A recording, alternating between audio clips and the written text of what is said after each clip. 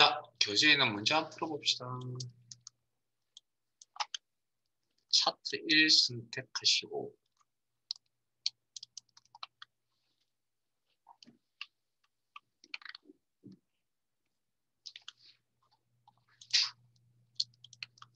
교재 216페이지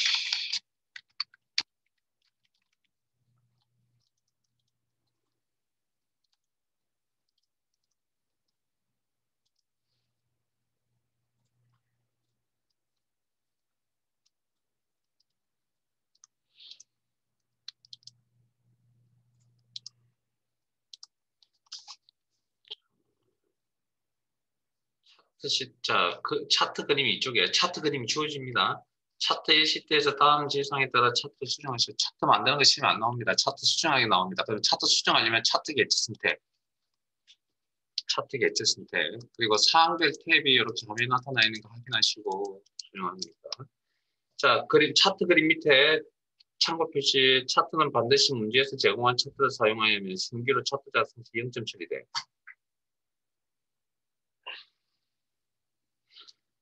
차트를 왜 다시 만들어야 되는지 모르겠습니다. 시간도 없는데. 그걸 차트를 새로 만든다 1급에서. 제가 보기에는 시험 포기하신 분입니다. 할 일이 없어서 그냥 놀고 있는 중입니다. 그리고 차트를 왜 새로 만드냐고요? 아마 이런 상황인가 보죠. 뭔가 지우다가 잘못해서 차트 자체를 이렇게 지웠다고 가정합시다. 그럼 이거 어떻게 살릴 겁니까? 다시 만들 거예요. 그래서 컨트롤 Z 외우라고 했잖아요. 그러니까 이걸 모르니까 다시 만들고 있는 거겠죠. 그래서 컴퓨터에 기본이 안 돼 있다는 거죠, 그건. 자, 그 다음. 그럼 신기로 만드는지 안 만드는지 어떻게 하냐고요. 자, 화면 보실래요? 도형을 삽입하거나,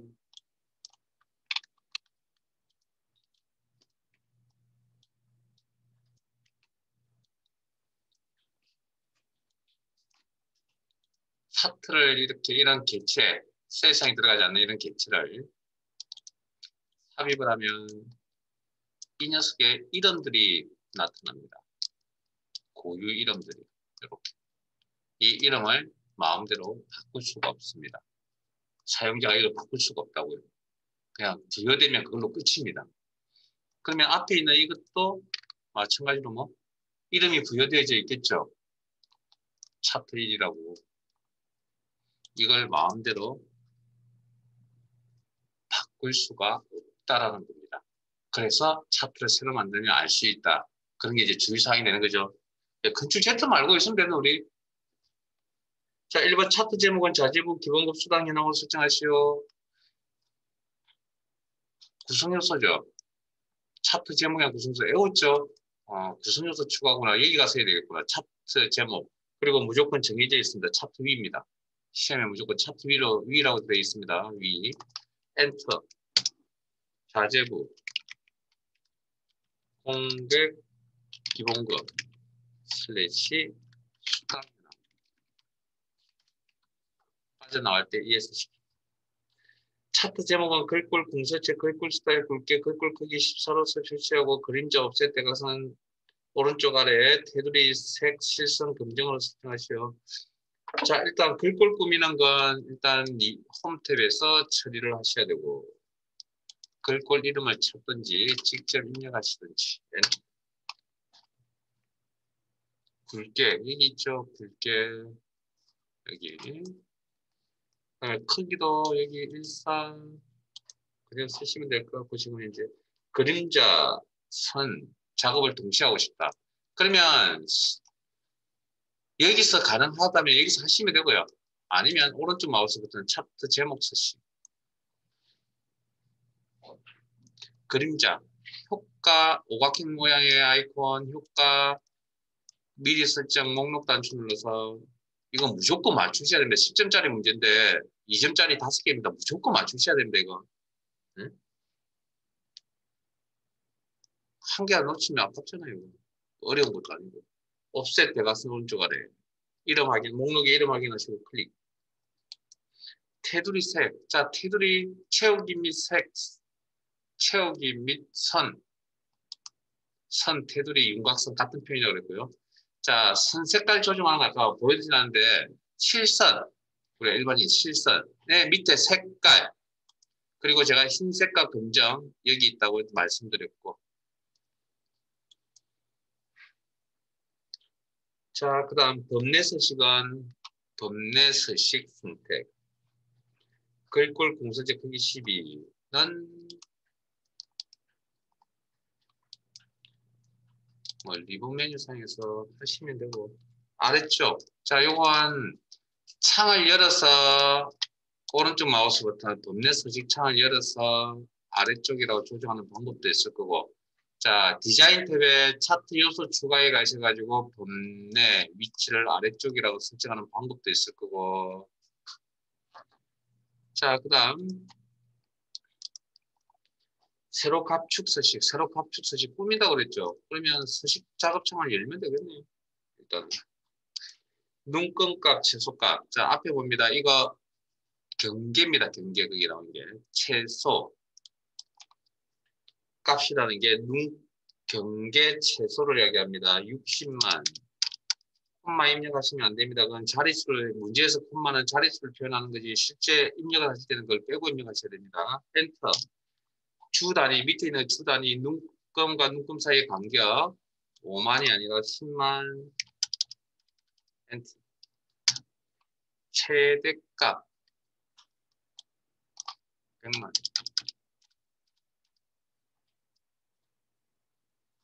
맞나요?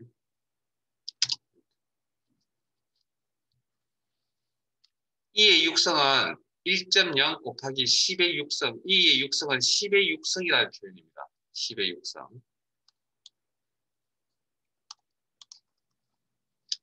자, 그 다음. 이 값을 설정하는 순서는 저는 문제에 있는 순서대로 따라갔을 뿐이지, 예? 뭐, 이거 바뀌어도 상관없습니다. 설정하는 순서. 그 다음 수단 계열. 수단 계열이 꺾어서 막대네요. 자, 제 화면 봅니다. 꺾어서 막대의 계열 선택하는 건 이렇게 합니다. 선이나 표식을 클릭해서 먼저 계열을 선택하시고, 그 다음 문경태 요소, 특정 요소 가장 큰 거군요. 자, 데이터 요소를 선택할 때는 해당 표식을 클릭합니다. 해당 표식을 클릭을 하시면 이렇게 데이터 요소가 선택이 되어집니다. 그리고 요소의 값을 표시하고 데이터 레이블은 굴림체 크기 11자. 데이터 요소의 값을 표시할 수 있는 구성 요소가 뭐가 있죠? 데이터 레이블입니다. 이게. 자, 디자인 탭에 차트 요소 추가에 데이터 레이블을 표시하겠다. 위치는 그림을 보니까 어디? 표식의 오른쪽이군요. 그 다음 삽입된 데이터 레이블 선택. 이런 굴림체 12. 글꼴이랑 굴림체 찾아서 선택하시든지 아니면 직접 입력하시든지 직접 입력하실 때는 오타 조심하시고 그 다음에 크기 12. 끝. 저장. 왜 저장해야 되는지 이야기했나요? 제가 어제 매크로하면서 저장에 대해서 이야기를 안 했는데 왜 제가 사이사이에 지금 저장하라고 자꾸 이야기하는지 알고 계세요? 그 이유를 설명드리면 매크로 작업하실 때 매크로 중지 꼭 누르셔야 됩니다. 이야기 드렸잖아요. 그럼 그 매크로 중지 안 누르면 어떻게 돼요? 기록 중지 안 누르면 어떻게 될까요? 계속 기록에 남깁니다. 남기다가 이 녀석이 물리적 한계가 있을 거 아니에요. 그러면 그때 어떻게 되죠? 물리적 한계를 느끼면 컴퓨터 뻗어버립니다. 더 이상 말을 안 듣습니다. 반응이 없다고요. 그러면 뭐 해야 됩니까? 재부팅해야 됩니다. 그럼 감독관 이야기해서 재부팅을 하는데 문제는 컴퓨터 그 사용 책임은 시험 시작하면 사용 책임은 누구한테 있냐면 여러분들한테 있다고 의시가 되어 있습니다. 유의사 시험장에 가면. 재수 없는 표현이죠. 솔직히. 오늘 처음 만난 컴퓨터가 왜 내 책임입니까? 자기네들 책임이지. 예? 근데 어쨌든 그렇다는 거죠. 그걸 안 감수하고 우리 시험을 보는데 문제는 그 재부팅을 누른 딱 순간 그때까지 저장되어져 있는 내용을 가지고 다음 시험을 계속 이어져 가는 겁니다. 그동안에 저장 버튼 한 번도 안 누르면 빵점입니다. 계속 문제가 저장을 해서 사이사이에 계속 저장을 하셔야 됩니다. 별거 아니지만.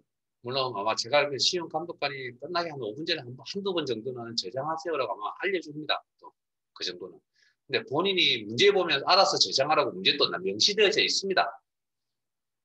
그러니까 저장하는 데 대해서 조금 그래서 컨트롤S라는 단축키에 외워야 됩니다라고 했던 게 그거 누르는데 뭐 몇십 초 걸리는 거 아니잖아요. 1초도 안 걸리잖아요. 그러니까 사이사이에 문제 풀이 끝나고 나면 저장부터 누르고. 자, 차트 2로 가겠습니다.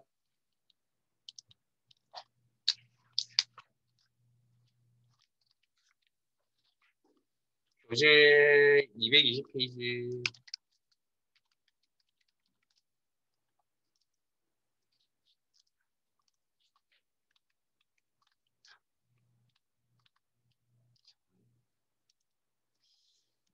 자, 이 출판사 욕한 적 있죠? 수업 중에. 네? 안 했나요? 한 적은 없어요? 출판사 제가 욕한 적 없어요?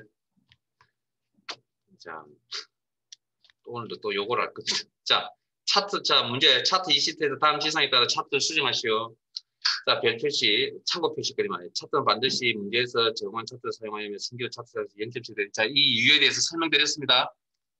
자, 1번. 차트 제목은 A2셀의 내용을 그대로 표시하고 설명하고 크기는 A14셀로 써. 자, 차트 구성 요소 일단 선택해서 사항별 차트 영역이라는 요소 클릭. 그래서 차트 개체 선택. 사항별 탭이 나타나 있는 거 확인. 그리고 차트 제목이라는 구성 요소 이름 확인하시고 클릭 선택. 그리고 A1에 있는 이 값을 가져와 쓰겠다. 참조입니다. 참조는 수식을 쓰겠다. 어디 가서? 수식 입력줄에 가서 클릭. 이꼴. A2셀 클릭. 그리고 엔터. 그러면 이렇게. 그 다음에 크기. 글꼴 크기를 의미하는 거죠. 폼 탭에 글꼴 수정하는 거죠. 14. 차트 영역의 그림자 옵셋 대각선 오른쪽 아래 둥근 모서리 설정. 자, 라운딩 쓰는 거. 차트 영역입니다. 차트 영역이라는 구성 요소를 선택을 하시고 어느 쪽이든 그리고 오른쪽 마우스 버튼 차트 영역 서식을 이용하시든 아니면 리본 메뉴에 있는 선택 영역 서식을 이용하시든 이렇게 이용하시든 저렇게 이용하시든 창을 화면에 나타내시고 자, 그림자 효과입니다. 가운데 있는 오각형 아이콘 클릭 그리고 그림자 미리 설정에 한꺼번에 처리하려고 여기 들어왔습니다.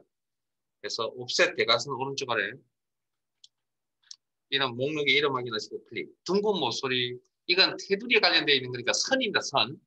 자, 왼쪽에 채우기 및 선 그리고 테두리 항목에 가시면 아래쪽에 둥근 모서리 아래쪽에 둥근 모서리 옵션 체크 그러면 라운딩이 지어집니다. 끝. 세 번째 데이터 레이블은 백분율 항목 이름이 표시되도록 설정하시고 자 일단 데이터 레이블의 내용을 바꿔야 됩니다. 데이터 레이블은 아까 숫자 값이 나타난다 그랬잖아요. 근데 지금 거기에 있는 내용이 백분율이나 항목 이름을 나타내려고 하는데 자, 원형 차트는 보통 그 차지하는 비율을 많이 나타내려고 합니다. 그래서 뭐 뉴스 가끔 보시다 보면 그 리얼미터나 뭐 갤럽에서 이렇게 설문조사한 것들 발표하잖아요. 그러면 선거 개표 방송할 때도 마찬가지고 뭐가 중요하죠? 비율이 중요하죠. 득표 수가 중요한 게 아니라. 그래서 비율을 나타낼 때 보통 많이 써요. 그래서 백분율 표시하라는 얘기인데 자 일단 이런 내용을 자 기본적인 내용은 값이니까 값을 자 값이라는 내용 대신에 다른 걸로 바꾸려고 하는데 뭐가 있어야 됩니까? 레이블이 있어야 바꾸죠. 레이블 자체가 없잖아요. 그러면 뭐부터 해야 됩니까? 레이블 추가부터 하셔야죠. 자, 그 전에 자 앞에 하셨던 막대형 계열은 막대들이 모여서 하나의 계열을 형성합니다. 꺾은 선형은 선들이 모여서 계열을 형성합니다. 원형은 한 개의 계열밖에 나타나지 않습니다. 그럼 형태적으로 원형의 계열은 조각들의 모음입니다. 됐습니까? 조각들의 모음. 그러면 내용 문제 내용을 그 그림을 보시면 레이블이 조각들의 값이 레이블에 있는 내용 값이 조각의 바깥쪽 끝에 표시가 되어져 있네요. 그렇게밖에 판단 안 되죠? 클릭. 자, 그 다음 이제 이렇게 추가되었으니 이 레이블에 대해서 자 작업을 해야 되니까 레이블 선택 그리고 백분 항목에는 자 이건 서식창을 열어야 되겠네요.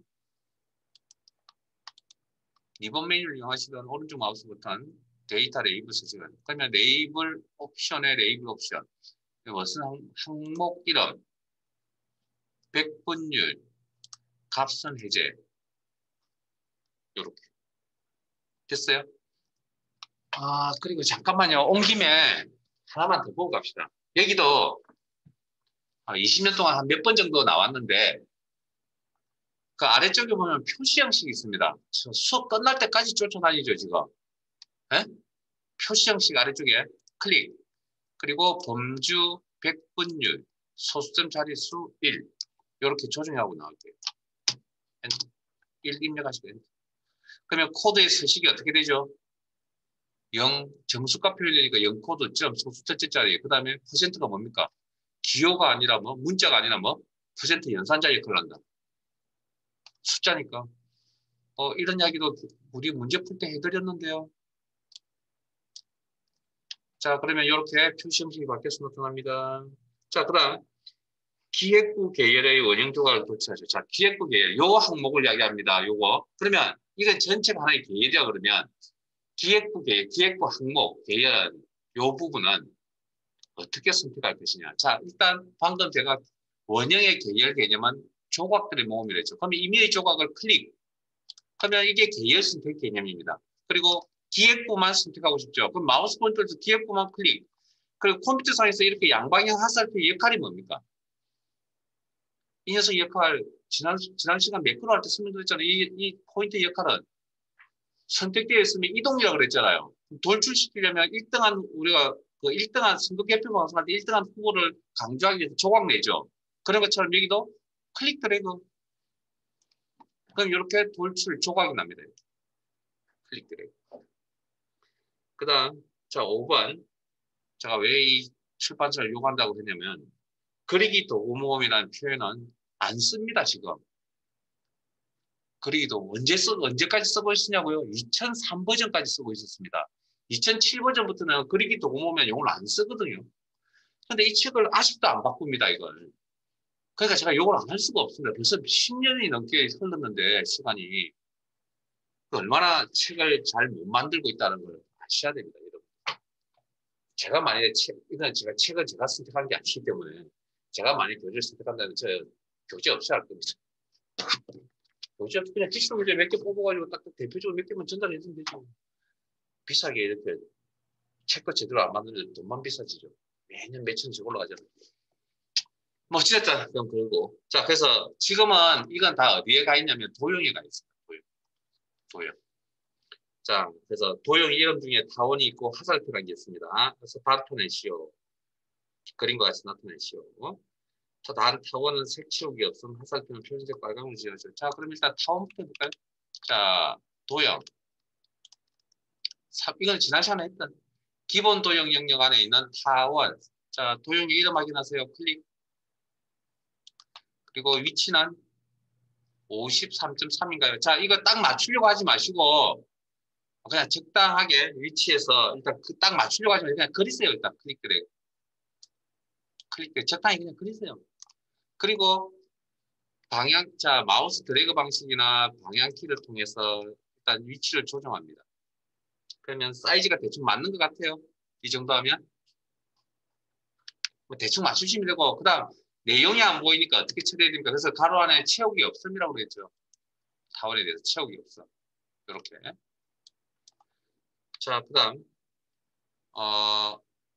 화살표라는 도형도 삽입하셔야 되는데 자, 위치가 어떻게 그려야 되는 위치가 어떻게 되냐면 자, 화면 보실래요? 그게 지금 흑백이라서 지금 내용이 잘 안 보이시는데 요렇게 끌 겁니다. 요렇게.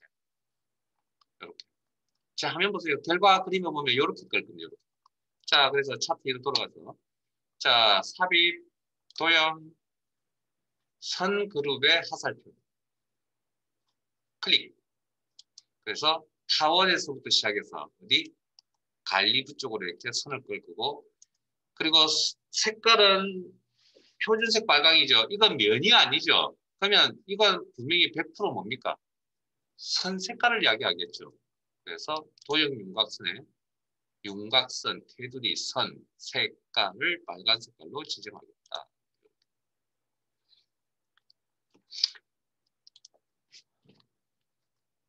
여기까지가 우리 교재에 준비된 내용이네요. 그러면 제가 지금까지 시험에 나왔던 내용을 앞에 시작 서두에 쭉 읊어드리고 시작했죠. 이 양에 비하면 지금 나와 있는 건 몇 가지밖에 안 되죠. 근데 이 두 가지 예제가 나가지고 시험 준비를 한다는 건 말이 안 된다는 거예요. 그리고 너무 또 쉬운 내용들만 또 담겨져 있고요. 이거 제가 일부러 모든 기출문제를 다 훑어가지고 제가 다 뽑은 겁니다, 이거. 그러니까 한 번 더 확인들 하세요. 뭐 그러다 보니 혼자서 하다 보니 금수가 좀 안 됩니다, 검토가. 그래서 뭔가 한두 개 빠져 있을 듯 하니까 근데 그 대신에 제가 요령을 가르쳐 드렸으니 그렇게 해서 준비를 하시기 바랍니다. 자, 이제 남아있는 선이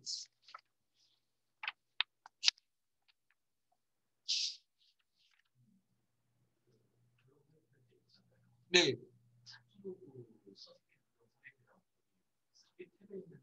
같은 겁니다. 같은 거 같은 거. 여기 안에 있는 지금 도형 삽입하고 요거 말하는 거잖아요. 같은 겁니다. 왜냐면 도형 작업을 할 때 제가 왜 얘기를 안 가고 얘기를 갔냐면 그냥 우리가 배운 위치가 여기니까 한 거고요. 이게 여기 있는 이유는 도형 안에다가 차트 안에다 도형 작업을 해야 되는데 다시 이 탭을 벗어났다가 다시 이걸 또 선택해야 되거든요. 그러니까 굉장히 귀찮고 불편하잖아요. 그러니까 여기다가 그냥 도형 삽입이라는 기능을 여기다 삽입 그냥 넣어놓은 겁니다. 우리가 일반적으로 쓰는 방식과 별 차이는 없어요. 제가 일부러 이걸 안 쓴 이유는 그냥 어차피 우리 매크로 할 때 여기서 했잖아요. 그것 때문에.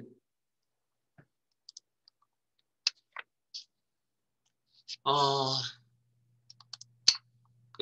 코딩하고 하는 부분은 다음 주 월요일에 합시다.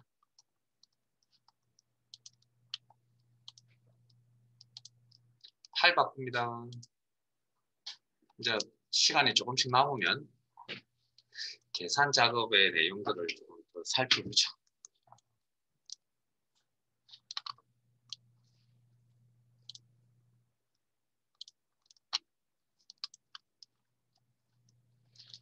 표시 형식 공부 꼭 하세요. 또 거기 엑셀제 가면 또 나옵니다. 엑세스 수업은 다음 주 수요일부터 할 겁니다. 그리고 한 6일이면 시험 합격하는데 충분합니다. 걱정하지 마시고.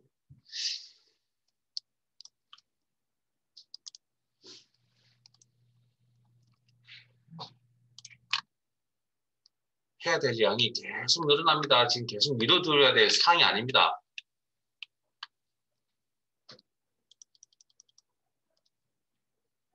이게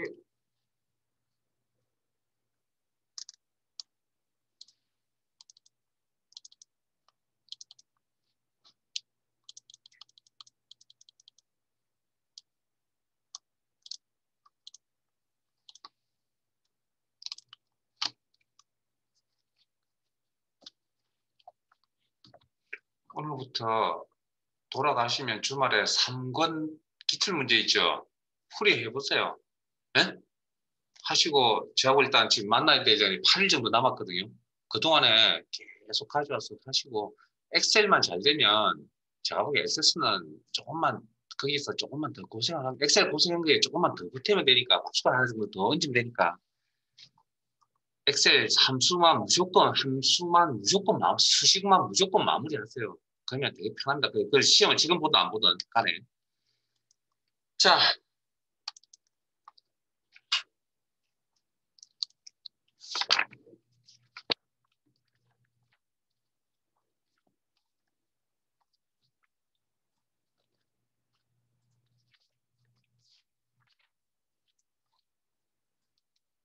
찾기 참조함수. 잠깐만, 맞나요?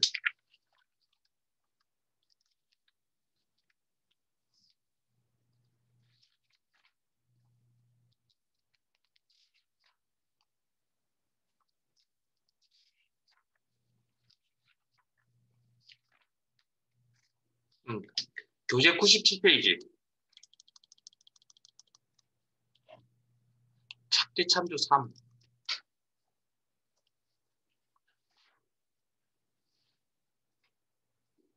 표 7.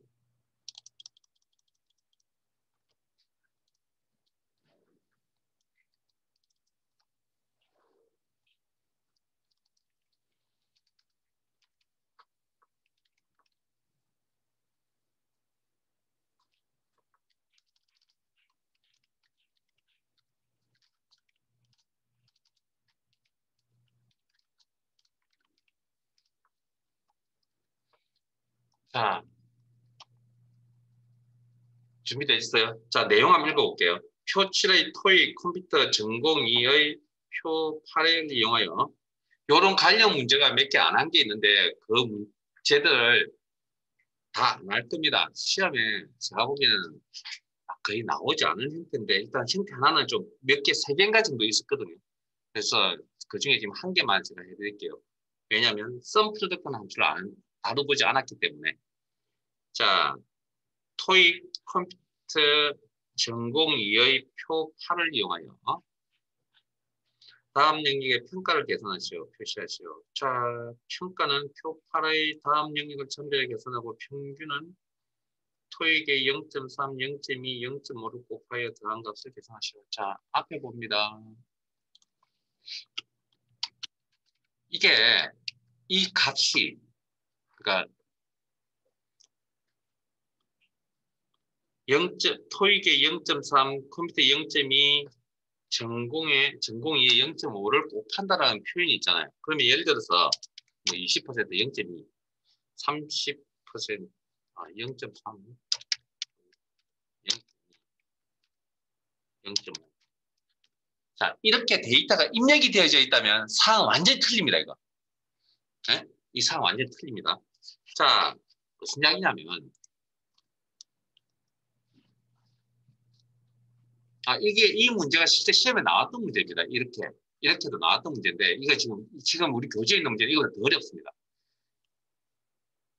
자, 일단, sum product, H로 보면 잘 아실 거 아니에요. 보여드립니다. 자,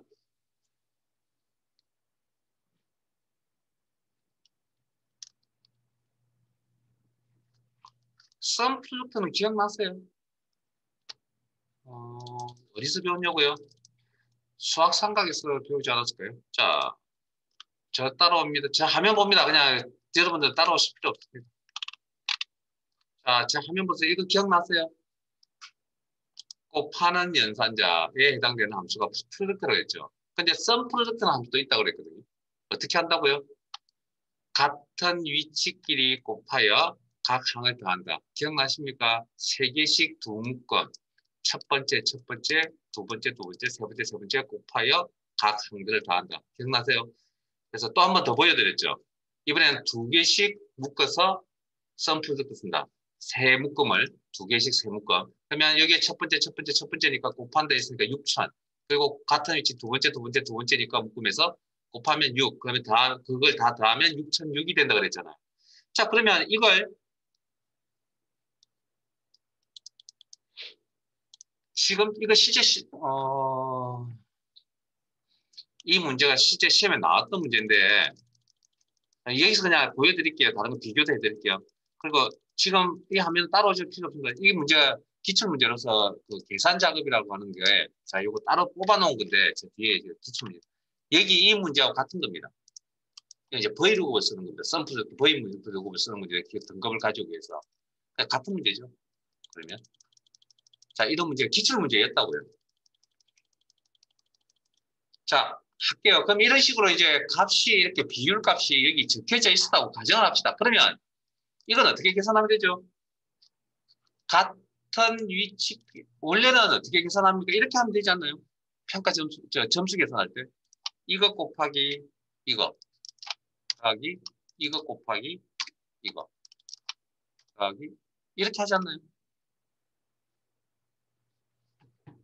학기별로 교수가 뭐 출석 점수라는 것도 있고, 그 다음에 뭐 가제물 리포트 점수도 있을 거고, 중간 기말고사 점수도 있을 거 아니에요. 그럼 그거 다 비율이 똑같지 않잖아요. 그래서 받은 점수에다가 몇 프로 이렇게 곱하잖아요. 그럼 지금 그 이야기 하고 있는 거잖아요, 지금. 자, 그럼 자동칙을 써야 되죠. 그러면 N3은 상대입니까, 절대입니까? 자동칙이 아래쪽으로 한번. 네? 상대, 개인의 점수잖아요. N3은. 비율이 변하지 않으니까 절대가 돼야 되겠죠, N1이. O1이 절대, P1이 절대. 됐어요? 비율이라는 뜻입니다. 그냥 쓴데, 저 비교해드리려고 지금 이 문제 풀이가 아닙니다, 지금. 이거보다 더 어렵다니까요. 그럼 이렇게 내용이 있다면 이렇게 계산을 하면 되잖아요, 지금. 근데 이 상에 맞는 함수가 무슨 함수입니까? 이 상에 맞는 함수가. 같은 위치끼리 곱하여 더했다. 무슨 함수? 썸 프로덕트.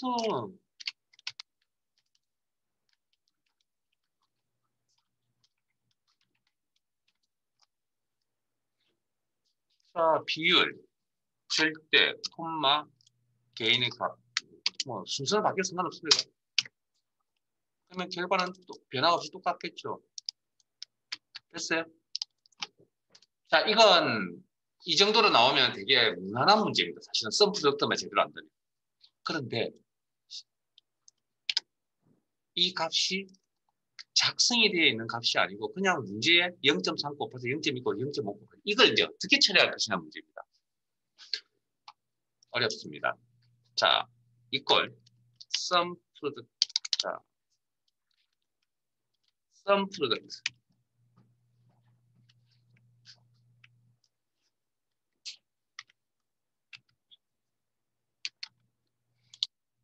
자, 작성되어 있는 수식의 함수 마법사에 가려면 여기 갑니다. fx 여기. 제 화면 보실래요? 요거 보이세요? 요거 보이세요? 요거 범위에 있는 내용을 설정을 하니까 중괄호를 묶어서 0.3, 0.2, 0.5로 가지면 되죠. 이 형태를 뭐라 한다고요? 저 혼자 열심히 시험 준비하는 저 혼자 하는 것 같습니다. 어제 프리컨시 공부하셨어요? 안 하셨어요? 복습? 안 했잖아요. 안 하니까 이게 지금 대답이 안 나오죠. 배열 상수라 했잖아요. 이 형태를. 저 모릅니다. 저 복습 안 하면 수업 못 따라온다라고 무수히 말씀드리고 수업을 못 따라온다는 건 시험을 볼고 갈 수 없다라는 겁니다. 그건. 보세요. 어제 한 것도 지금 복습을 안 해서 힘든데 그러면 며칠 전에 했던 걸. 그럼 왜 여러분들이 지금 시험을 바로 합격 못하는 이유를 이제 아시겠어요? 네? 제발 시킨 대로 하세요. 그러면 제가 분명히 말씀드리지만 어제 이 자리에 적었습니다. 제가. 셀 범위에 이런 데이터가 있습니다. 이걸 인수 작업할 때 범위 설정하면 중괄호를 묶고 1, 2, 세미콜론 3, 4로 표시가 되어서 나타납니다. 그때 이 녀석의 역할이 뭐? 열 변경입니다. 이게 행 변경입니다. 보세요. 그러니까 그날 공부하라고 제가 분명히 계속 이야기를 하잖아요. 모아서 한다고요? 안 됩니다. 그 내용이 어렵다니까요. 그리고 자주 쓰는 거라면 이게 뭐 평상시에 자주 쓰는 내용이라면 어려운 걸 만나도 자주 쓰는 내용이라면 이해되지만 이건 자주 쓰는 내용이 아니잖아요. 그러니까 이걸 다시 셀로 옮기면 어떻게 옮긴다고요? 기준이 되는 거 1, 열 변경 2, 행 변경 3, 열 변경 4 이렇게 옮긴다 했죠. 그럼 이런 형태를 뭐라 한다고요? 중괄호 배열 수식에 중괄호가 들어간다고 했잖아요. 중괄호가 있고 식이 들어가 있는 게 아니고 값이 들어가 있잖아요. 그래서 뭐라고 이름 붙인다고요? 배열 상수라고 붙인다고요. 그래서 지금 이 문제를 풀려면 저걸 알아야만 이 문제를 풀 수가 있는 겁니다.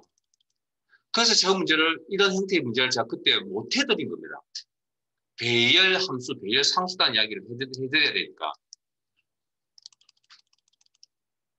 근데 이걸 그냥 뭐 외우세요. 그냥 순서대로 진행한다고 이거 그냥 이렇게 작성하는 거 외우세요. 안 외워집니다, 이거. 못 외웁니다. 왜? 아무 내용도 모르는데 어떻게 외워요? 무에서 유를 창조할 수 있어요? 못합니다. 유에서 유를 창조하는 거지. 밑바탕위에서 고급스러운 기준은 어떻게 수준이 낮은 데서 높은 데로 올라가는 거지 수준이 아예 없는 사람은 아무것도 할 수가 없습니다. 근데 이걸 외운다고요? 외우는 건 뭔가 알기 때문에 외우는 거지 근본을 모르는데 외울 수는 없는 겁니다. 그러니까 그런 걸 빨리 벗어나야 그러니까 가르친 사람들이 그렇게 가르치는 것에 대해서 저도 짜증이 나긴 하지만 정말 그날 분명히 공부를 하셔야 됩니다. 자, 그러면 이 문제는 어떻게 풀어야 되냐면 이 부분이 어떻게 돼야 됩니까? 이 부분이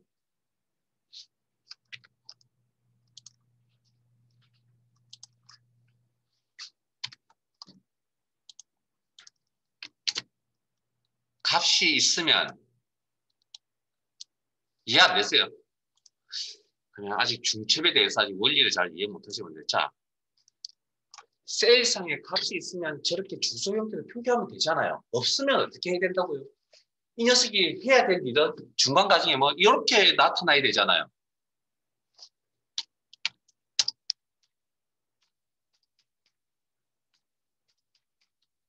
직접 이렇게 배열 상수값을 적어야 됩니다. 그러니까 제가 앞 단계를 지금 하고 지금 여기를 다시 보여드린 겁니다. 이해를 하시라고. 왜 저렇게 적어야 되는지. 그래야, 자, 보세요. 같은 위치끼리니까 지금 이렇게 오른쪽 방향 열이 변경되는 값이잖아요. 지금 성적들이. 그리고 그러면 우리가 콤마를 넣어서 얘기하는 게 세미콜론이 아니라. 세미콜론의 구조가 뭡니까? 밑으로 가는 겁니다. 행이 바뀌는 거니까. 이해되세요, 이제? 그래서 제가 이 수능을 한 거고. 그러니까, 어찌됐든, 방금 이걸 더해가니까 이렇게 나왔다라는 건 이게 필요하다는 거죠. 계산을 할 때. 그런데 이게 지금 이걸 첨부할 데가 없잖아요, 지금. 우리 문제에서는. 그럼 어떻게 적어줘야 될까? 이렇게 적어줘야 돼요. 그래서 문제 0.3, 0.2, 0.5로 곱하세요라고 이야기했던 게 이겁니다. 이렇게 두면 같은 위치끼리 곱히, 자, 위치 좀 옮길게요.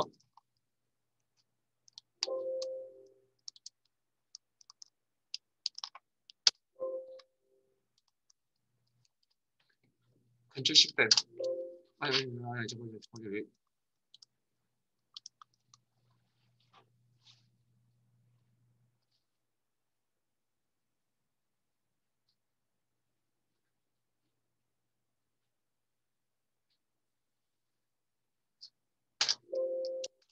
저 뭘 잘못 적었나요?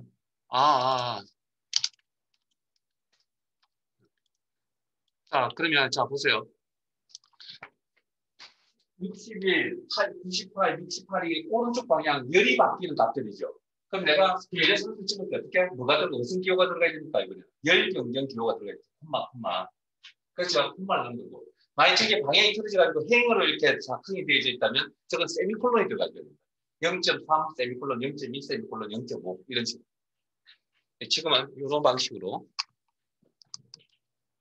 그러니까 어떤 어려운 문제를 알려고 하면 미천이 있어야 밑바탕부터 올라가야 된다. 그래서 제가 기본 이야기를 계속 이야기를 했던 게 그런 겁니다. 그냥 이거 자체로는 그냥 이렇게 쓰는 겁니다 해가지고 하면 뭐 외워질 것 같아요. 가서 안 나옵니다, 실제. 왜 안 나오냐고요? 시간에 일단 쫓긴다니까요. 주어진 시간에. 45분 가지고 문제 다 못 풉니다, 솔직히. 엑셀 파트. 문제 다 못 풉니다. 준비 안 돼가면 문제도 잘 못 읽고 나오거든요. 그래서 항상 준비 철저히 하려면 정말 준비 열심히 하고 가야 돼요.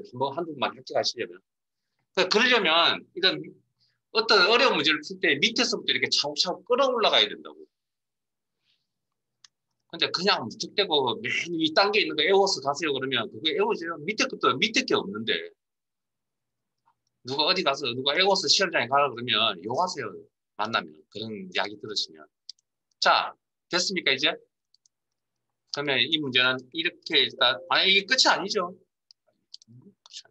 끝 아닙니다. 자, 우리는 최종적으로 해야 될 게 뭐죠? 평가를 내야 되잖아요. 그럼 이 값을 들고 넘어가서 평균값을 비교해야 되죠. 비율에 대해서 평균값이죠, 이게. 그러면 비교 방향 오른쪽 H로가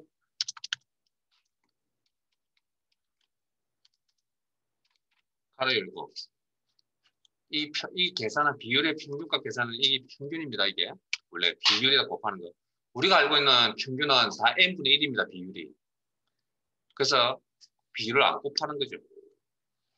콤마 제목은 제외하고 비교가 되는 부분이 항상 앞에 있어야 되며 돌려받아야 될 값이 연속해서 포함되어 있습니다. 절대 참조, 콤마 결과값 표시할 행번호 두 번째 행 평가형이 필요하다. 두 번째 행이다. 2, 콤마 비교 실시 의무 평균값이 다 다른 값들이기 때문에 여기 있는 펄서 적으면 안 되죠.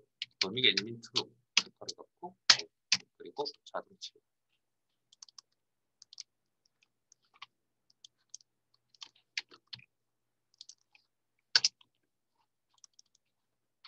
제 수업을 가르쳐 드리는 여러분들 시험 어떻게 준비하라고 전달해야 되는 지지를 잘 아셔야 돼요. 제가 왜 이것부터 했는지를 여러분들은 이거만 예딱 하나만 보면 알 수 있다는 거죠. 이 내용을 설명드리려면 여기서부터 출발을 해야 됩니다. 그리고 배열상수라는 용어를 또 모르고서는 못 푸니까 또 앞 시간에 배열상수 이야기도 해드렸잖아요. 배열상수. 그러니까 이런 내용은 어떤 문제를 푸는데 뭔가 미천이 없으면 문제가 정상적으로 안 풀린다.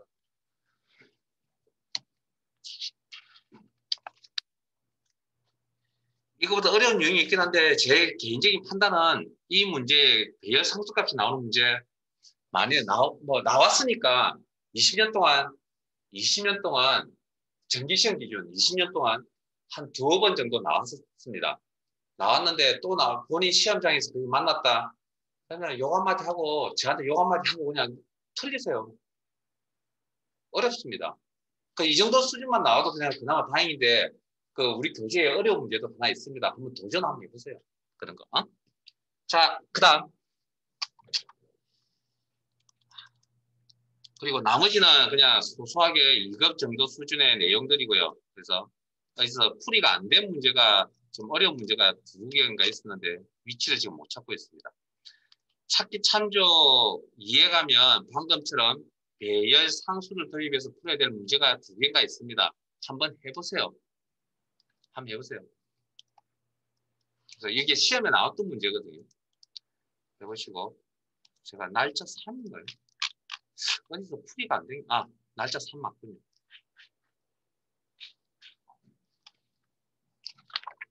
두 개인데, 제가 지금 기억하고 있는 2개인데, 왜냐면 생각을 좀 많이 해야 되거든요.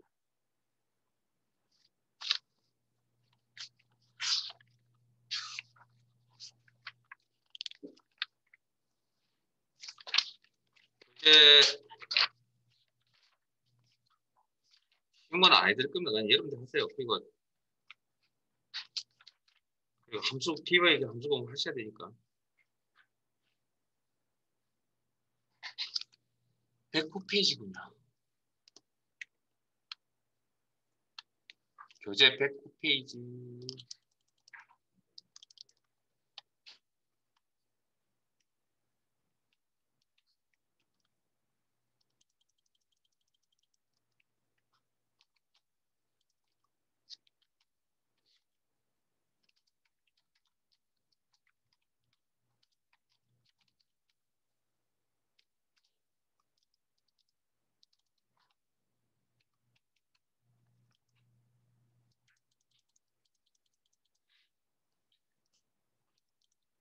여기서 이해를 하고 돌아가면 검상첨한데 안 되면 집에 가서 곰곰이 생각하세요. 자, 4번 한번 읽어보겠습니다. 4번이 아니고 4번이군요. 표 6의 판매가 데이터 확인하셨어요? 그 다음 제조일 데이터 확인하셨어요?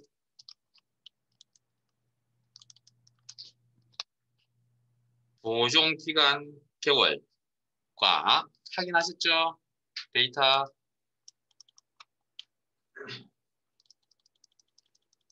표 5를 이용하여 표 5에 가니까 할인율 값들이 쭉 나열되어 있네요. 자, 거기도 확인하셨어요? 문제 내용 파악하시라는 겁니다. 다음 영역에 할인가를 계산하시오. 할인가는 판매가 곱하기 1 마이너스 할인율. 할인율은 가로 열고 유통기한 마이너스 기준 1 나누기 30 기준으로 표 5에 찾아 계산하시오. 유통기한은 제조일에서부터 보존기간 개월이 지난 날로 계산하시오. V로그 eDate 코센트 함수 사용. eDate는 무슨 함수죠? 오케이.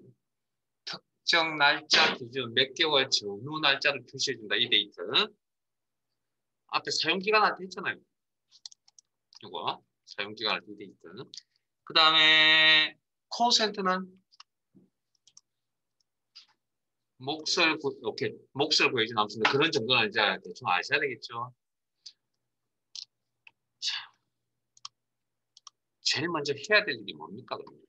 자, 일단 판매가는 왼쪽에 있으니까 그냥 참조에 가져오면 되니까 이건 별 문제가 아닙니다. 계산식에서. 곱하기 1 마이너스 할인율이 문제네요. 그럼 할인율은 어디 있죠?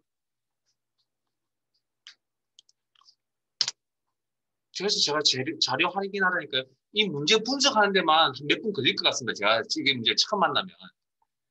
저도 마찬가지였고. 자, 무슨 일을 할 겁니까? 판매가 있어야 되고 할인율이 있어야 계산이 될 거 아니에요. 그러면 판매가는 왼쪽에 있으니까 나중에 이제 곱해주면 됩니다. 이거 상대참조로. 근데 할인가에 계산할 때 할인율은 어디 있어? 표 5에 있다 그랬잖아요. 그럼 이걸 가지고 오려면 뭘 알아야 됩니까? 남은 기간을 알아야죠. 일단 기준표에서 표현하는 그대로. 그러면 원본에 남은 기간이 있어요, 없어요? 원본에 남은 기간이 있냐고요? 남은 기간이라고 하는 자료는 원본에 지금 안 보입니다. 남은 기간이라고 직접적으로 이렇게 표현하고 있는 자료가 있어요, 없어요? 없죠? 그럼 저 남은 기간이 도대체 뭘까요, 그러면? 이게 뭔지를 알아야 계산하죠. 비교할 데이터가 원본에서 가져와야 되는데 그 남은 기간이라는 게 기준표에 남은 게 도대체 뭐냐는 겁니다.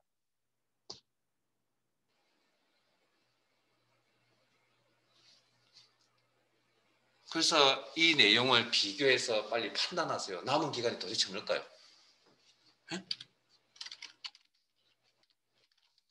저한테 답 기다리지 마시고 여러분들이 판단해 보세요.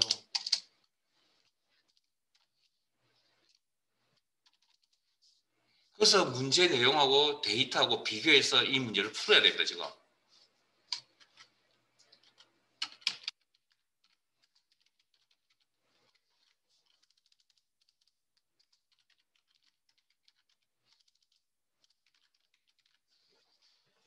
남은 유통 개월수입니다. 이게. 왜냐하면 위에 개월이 되어 있잖아요. 보존기간 개월. 그럼 이건 단위가 월입니다, 월. 에?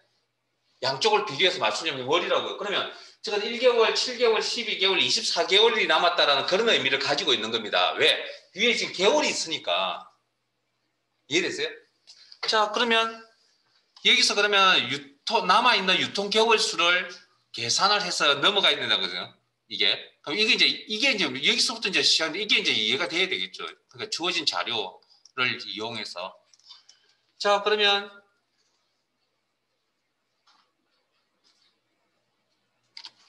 제조일이 얼마죠? 4월 1일이죠. 2021년. 그러면 12개월이면 이 녀석은 언제까지 유통이 가능합니까? 응? 이 제품의 첫 번째 제품의 유통기한은 어떻게 계산하면 되죠? 주어진 함수하고 12개월 뒤에까지 계산 가능하니까 뭐 12개월 뒤 날짜를 확인하면 되죠.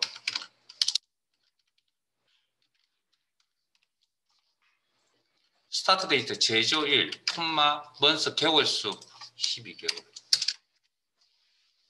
상대 참조.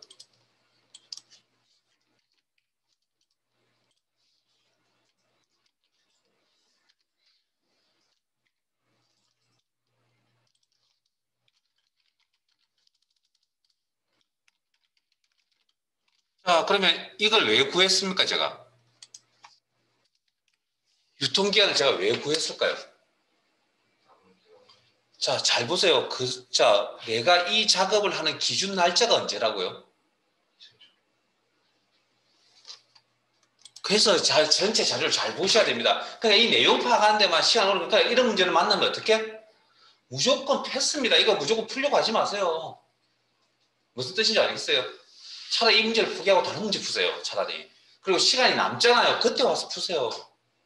이런 걸 붙들고 문제를 푸는 건 아닙니다. 그냥 제가 지금 머릿속에 이제 생각을 정리해드리려고 하는 거니까.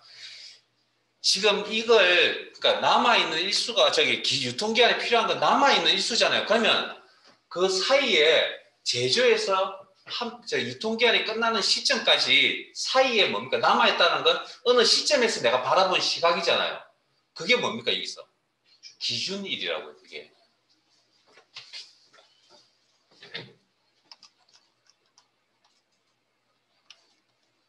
자, 그러면 여기서 얼마를 빼줘야 되죠? 네? 유통기한에서 뭘 빼야 됩니까? 기준일을 빼면 뭐가 되죠? 오케이. 남은 기간이 되는 거예요. 남은 기간. 그럼 단위가 월입니까? 일입니까? 연입니까?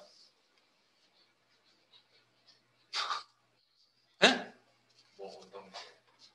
아니요. 방금 유통기한에서 기준을 뺄 거라면서요. 지금 식을. 그럼 그건 남아있는 기간이 되겠죠. 의미가. 그 단위가 되는 게 일 단위입니까? 월 단위입니까? 연 단위입니까?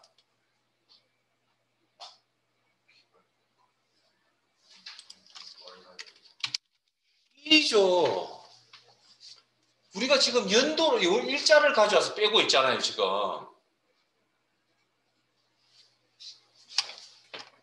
날짜 데이터 뒤에 이면에 뭐가 있다고요? 숫자 값이 있다고 그랬잖아요. 그럼 제가 며칠간 살았습니까? 물어봤을 때 여러분들 저한테 그러면 월 단위로 대답한 거예요.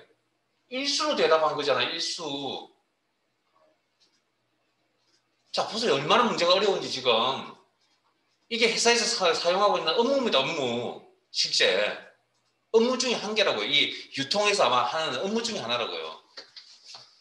자, 그럼 이건 일수입니다. 일수. 기간이라는 단위가 월수가 아니라 일수. 자, 그러면 여기다가 뭐 기준일을 빼겠죠. 그럼 이거 상대입니까? 절대입니까? 오케이. 오케이. 자, 일단 뭐 날짜로 나오는 거 신경 써놔서 이거 이면에 뭐 숫자 값을 가지고 있을 거니까. 자, 일단 신경 쓰지 마세요. 바뀔 겁니다. 자, 일단. 자, 그러면 우리가 자, 그러면 실제 그러면 여기 표 외에 남은 기간은 그러면 어떻게 되죠? 그러면 표 외에 남은 기간은 일수입니까? 월수입니까? 그럼 그렇게 따지면. 월수입니다. 월수. 단위가 월수라고. 제가 이렇게 시간이 오래 걸려서 사실은 안 해드리고 싶었습니다. 왜냐면 이거 뭐 크게 뭐 함수명 때문에 지금 이제 하고 있는 거고 하니까 한 번쯤에서 고민했는데 그래서 이런 시간만 많이 잡는 건 별로 의미가 없기 때문에. 자, 월수단양입니다. 월수. 그래서 개월수 이게 원래서 제가 개월수니까 그냥 그렇게 이렇게 맞췄잖아요. 그럼 지금 이게 일수잖아요. 그럼 이게 지금 나온 이건 지금 일수죠. 근데 이게 단위가 뭘로 바뀌어야 됩니까? 남아있는 기간의 단위가 월수로 바뀌어야 될 거 아니에요. 그러면 얼마를 어떻게 해줘야 됩니까? 이 값에다가 자, 기본적으로 우리 월수 계산에서 30일을 나누잖아요. 그러면 이렇게 남겠죠. 아, 보기 싫으니까 그냥 숫자로 바꿉시다. 표시 형식을 없애버리더니 숫자로 바꿀게. 그럼 이렇게 나올 거 아니에요. 이해되세요? 여기까지? 30을 나눈 건 뭐가 되는 거죠? 남은 기간인데 남은 기간이 뭐? 단위가 일수가 아니라 뭐? 월수라는 거죠. 그래야 문제를 풀 수가 있잖아요. 저 기준표에 갈 수가 있잖아요. 월수를 가지고. 그런데 문제에서 이렇게 자, 식은 이렇게 적으라고 했는데 실제 이 식을 이렇게, 이 문제의 식을 이렇게 이게 제약 조건이 없으면 이렇게 적으면 됩니다. 근데 문제에서 이런 방식으로 이 식으로 하라 그랬어요. 문제에서 이 식으로 하라고 그러냐고요. 아니요. 저건 어떤 의미죠? 방금 10점 몇 개월이, 10.8666 7개월이 남아있잖아요. 그러면 우리는 저기 몇 개월 남았다고 판단합니까? 10개월 남았다고 판단하거든요. 그러면 두 수를 나누어서 그 중에 정수 부분만 가져갑니다. 그게 뭘 계산하는 방식이라고요? 몫을 계산하는 방식이라고요. 그래서 몫을 계산해주는 함수가 여기에 들어가야 되겠죠. 다시 수정하겠습니다. Q65 TINT 가로 열고 자, 아까 일수 계산한 거에 콤마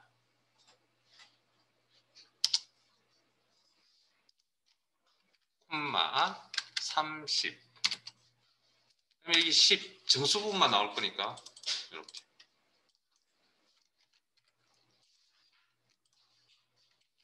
문제에 코센터 함수 쓰라고 했기 때문에 제가 이 방식을 지금 쓴 겁니다. 아니면 뭐 나누기 30에서 해도 뭐 결과는 똑같이 나올 겁니다. 끝났네요 이제. 네? 여기서부터 여기까지 오는데 제일 힘들었잖아요. 요게 제일 힘든 과정입니다. 그 다음부터 끝났잖아요. 이제 10을 들고 가서 기준표 가서 데이터 가져오면 되잖아요. 할인율. 브이로그 이 값을 들고서 기준표에 보면 제목은 제외하고 비교가 되는 부분이 항상 앞에 있어요. 절대참조. 결과값 표시할 열번호, 두 번째 열 할인율이 필요하다. 콤마, 비교시 일치 의무. 남아있는 개월수가 다 서로 저기 남아있는 기준표에 있는 내용과 좀 틀리기 때문에 true라는 범위 개념을 접근해야 다 찾을 수 있다. 자, 여기까지 계산하면 이게 뭐죠? 이 계산, 이건 뭘 의미하는 겁니까? 이 결과값들은 오케이, 할인율. 제가 자꾸 질문 던지는 거 우리가 도대체 뭘 하고 있는지 잊어버리면 안 되기 때문에 자꾸 질문 던지면 그래서 대답을 잘한다는 걸 지금 제대로 따라오고 계시는 겁니다. 자, 그럼 여기에 이제 뭐 하면 되죠? 1 마이너스 할인율. 우리가 이제 판매 금액은 할인율만큼 빼고 받아야 될 거 아니에요. 할인 가격이 할인된, 이건 아마 할인된 가격을 이야기하는 것보다. 그러니까 문제에 1 마이너스 얼마 들어간 거, 이걸 더 정확하게 표현하자면 할인을 한 이후에 금액을 이야기하나 봅니다. 문제에 그렇게 식을 찍으라 했으니까 그냥 다만 표현을 할인가라고 표현을 했을 뿐이고, 자, 1 마이너스 할인율 V루고 그럼 0.8% 8만큼 받아야 되겠죠. 그만큼.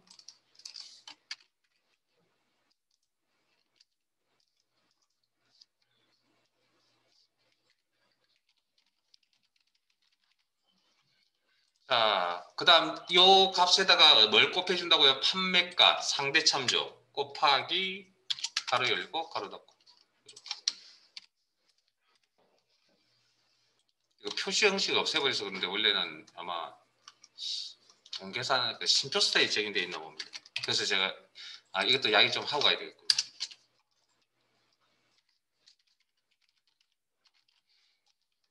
원래 아마 이 답은 아마 이렇게 판매가가 심표 스타일이 아마 적용이 되어져 있는 셀이었던 것 같습니다. 처음 시작할 때.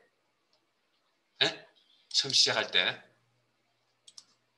근데 제가 방금 보기 싫다고 뭘 바꿔버렸죠? 표시 형식을 없음으로 바꿔버렸잖아요. 뭐 숫자나 이렇게. 그러면 이 판매가하고 똑같이 안 나오죠. 아마 이렇게 되어 있을 것 같거든요. 그래서 무슨 이야기냐면 중간 과정에 제가 중간 과정에 작업을 할 겁니다. 아마 이렇게 어려운 식을 만나게 되면 어렵다기보다는 생각을 많이 해야 되는 문제를 만나게 되면 그러면 중간에 나오는 값들이 내하고 생각과 이상하다고 해서 그걸 바꾸시면 사실은 안 됩니다. 그래서 그런 문제가 또 있었습니다. 실제. 그런 문제가. 시작할 때의 표시 형식을 그대로 가지고 가야 되는데 그걸 가운데서 자꾸 이상한 쪽 흘러가는 것 같으니까 뭐 그걸 바꿔버린다. 그러면 결과가 나중에 안 맞을 수도 있습니다. 표시 형식이. 그러니까 그래서 원래는 이게 지시가 뭐냐면 그 내용을 보고 판단해 보건데 식을 막힘없이 한 방에 끝을 내야만 정확한 답이 나온다는 거거든요. 근데 실제 어려운 문제는 그렇게 직접적으로 한 방에 이렇게 지금 저 식을 한 방에 이렇게 쭉 적을 수 있는 사람 몇 안 됩니다. 그렇게 몇 안 되는 사람은 제 생각에 크말 시험을 보러 갈 필요도 없는 사람입니다. 크말이 필요 없는 사람이라고요. 자격증이. 저걸 그냥 한 방에 이렇게 딱 직관적으로 적을 수 있는 사람이면 수적으로 굉장히 뛰어난 사람이고 논리적으로 사고가 굉장히 뛰어난 사람인데 그 사람이 굳이 뭐 크말 자격증이 있든 없든 먹고 사는 지장이 있을까요? 저는 제 생각에는 없다고 생각합니다. 그러니까 우리들 입장에서는 좀 힘들잖아요. 저도 마찬가지고. 그러니까 어쩔 수 없이 중간 과정을 거치셔야 될 거예요. 거칠 때 결과값이 내 생각과 좀 다르게 나오더라도 신경 쓰지 마세요. 원래 그건 안 보였다 그러면 최종적인 결과가 우리 눈에는 보이는 거와 똑같아질 거니까. 그래서 이 문제 하나 풀므로 해서 뭐가 많은 것들이 왔다 갔다 한다는 걸 이해되세요? 그래서 저는 문제를 많이 푸세요라고 하는 주의가 아니고요. 하나를 풀더라도 정성스럽게 혼자서 조금 시간을 들여서 푸세요라고 하는 스타일입니다. 그래야 이 내용도 기억을 할 수 있고 이런 비슷한 문제가 분명히 나올 거거든요. 그러면 그때 제가 대응을 할 수 있는 거죠. 근데 애우면 이게 비슷한 문제인지 아닌지를 모릅니다, 사실은. 그런 부분들이 있으니까. 자, 오늘은 여기까지 하시고